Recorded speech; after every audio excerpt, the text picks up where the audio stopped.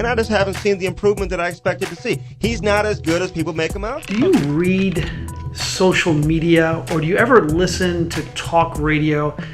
And how do you handle the negativity? As great as you've been, because you're the quarterback, there's negative stuff. I think as a quarterback, you acknowledge the fact that there is going to be a high criticism of you as a player.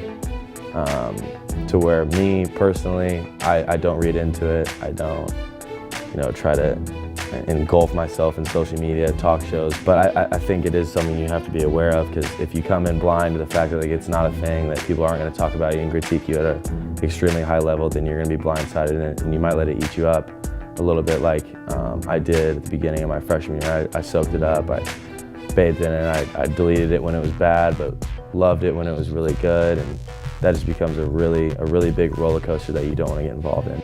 Wilson will throw, end zone, touchdown, C.J. Conrad.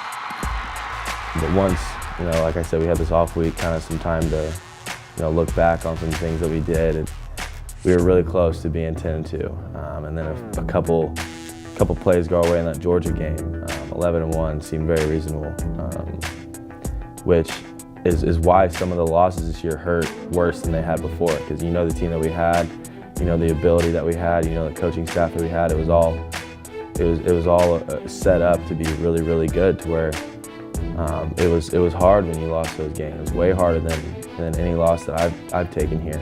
You guys, it's more than a coach-player relationship, isn't it? Tell me about it. Honestly, when you love something so much, you go through some tough times, it hurts your soul, regardless if it had anything to do with who you were or how you played that week.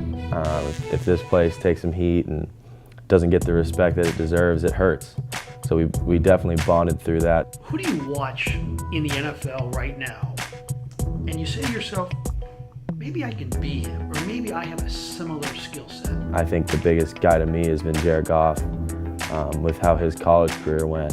He started off a little rough his first couple years and just progressively got better as he went throughout his college career. And that's kind of what my story was. I kind of got pushed into some rough waters there my freshman year. Sophomore year was kind of up in the air, got a new OC, then junior year got better, and then senior year got a whole lot better, to where it just makes me feel a little comfortable thinking that you see a guy like Jared kind of have that same career in a sense. Arm talent wise, I think I'd like to be up there with the best. Talk about Matthew Stafford being a gunslinger, you talk about Aaron Rodgers throwing off platform.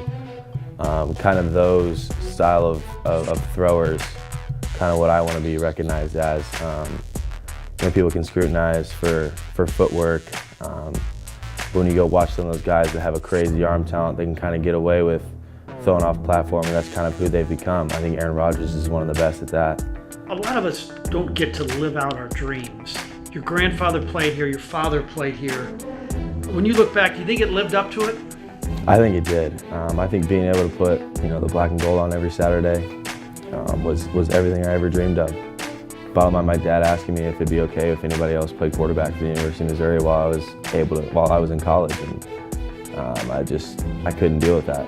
I wasn't going to feel okay about me and about my journey until I became the starter here, because it just didn't feel right without me at the helm and me leading this team.